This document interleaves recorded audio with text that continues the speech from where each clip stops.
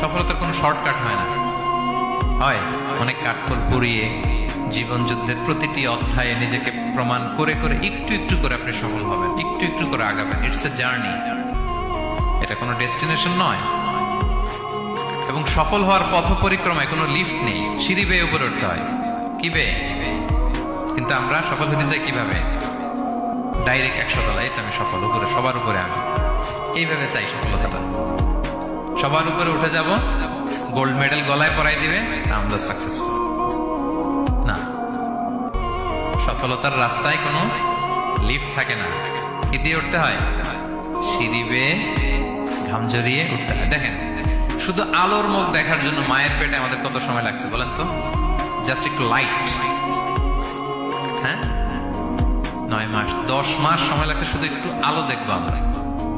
একটু আলোর মুখ দেখার জন্য আমার লাগছে 9 মাস। আর এখানে আমরা শর্টকাট খুঁজি, খালি কি খুঁজি? সফলতার কোনো শর্টকাট নেই। অল্প এফোর্টে যারা সফল হতে চায় এরা কোনোদিন সফল হয় না।